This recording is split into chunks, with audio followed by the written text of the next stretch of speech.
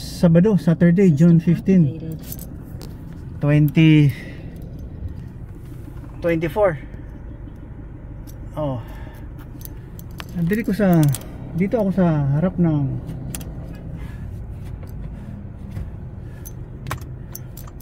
ng Green Valley. Yang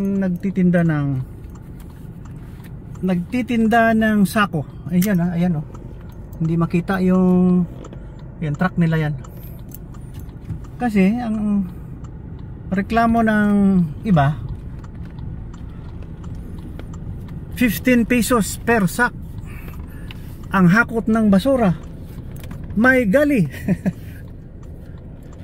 Elokio, ano nangyayari sa ating mundo?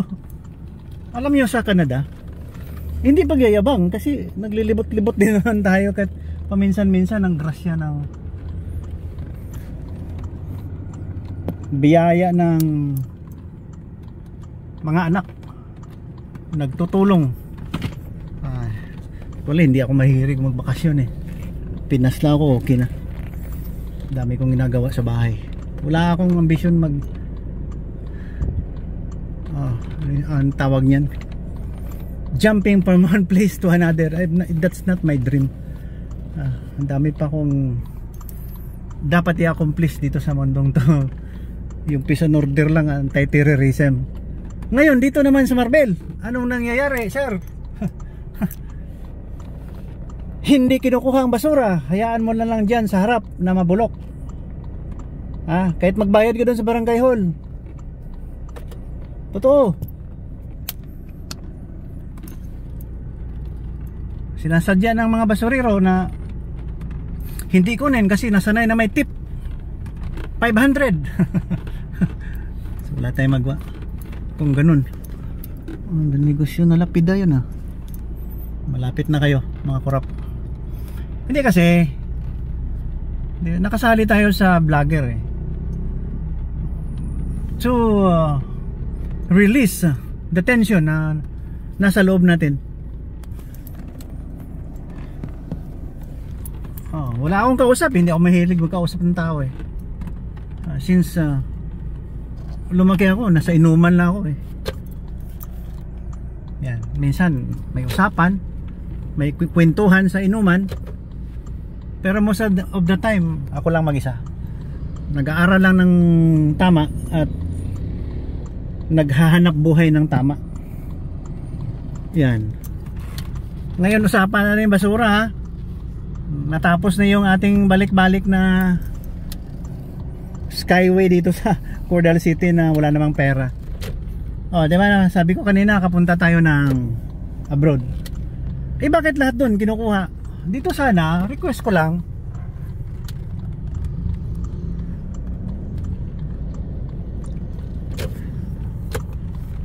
kunin nyo lahat ng basura, isabay nyo yung nabubulok at saka hindi nabubulok. Diba? Isabay nyo. Dami nyong kuskus balongos Hindi ko maintindihan yung pamumuno ng gobyerno natin. Walang disiplina yung ano ba nagagawa ng mga kagaw dyan? Hindi nyo ba napansin yan? Kagawad ba yun? Kagaw lang. Wala yan. You're not pro people, you're pro pockets of your pocket. Para may hanap buhay lang kayo, paupo-upo kayo dyan. Ayaw ko nyan. Papabot lang to walang kwentang tao. Diba? Nakakita kayo ng katapat basura ang problema. Maganda ba yon? Yung binilhan ko ng sako doon, yung ngayon lang, reklamo din siya hindi kinukuha lahat Sabi niya mabuti pa sana kung doon na lang sila punta sa ano ba yon, yung kung saan dinadala yung basura, ang tawag niyan, kalimutan ko tuloy. Talagang ang tawag diyan sa mga officials natin, inept. Basura dapat ang unahin sa isang lugar. Walang patawad yan. Walang patawad yan. Unahin yan, kasi kung wala tayong magandang garbage collection, wala. Talagang messy yung lugar natin.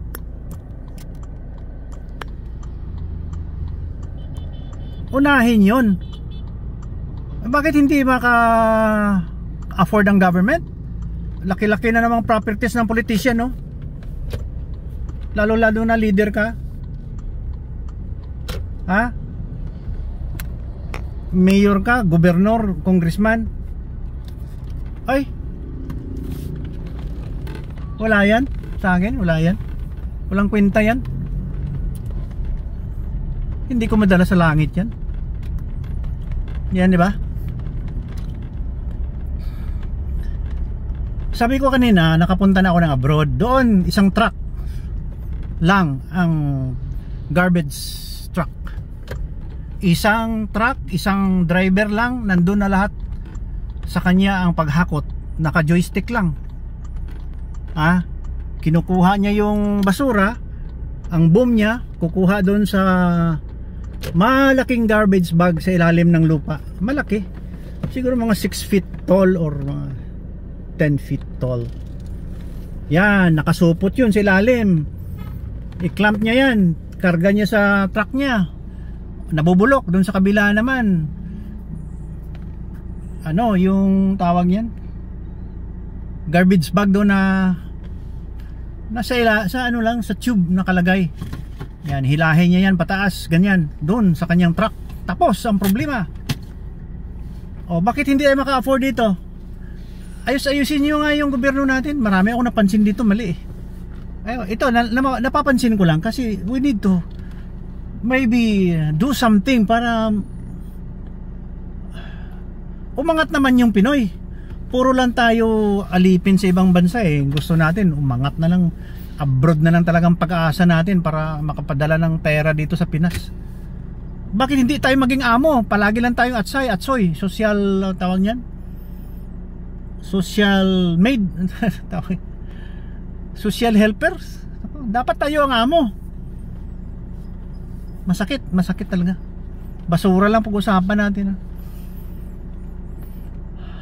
Ito pa napansin ko dito. Yan, tingnan mo. Bakit naglalakad yung tao sa daan? Kasi tingnan nyo naman yung tingnan nyo yung tabing daan. Ayan puro may dumi. Dapat malinis yan para sidewalk. Tanggalin tong mga dumi to sa tabi.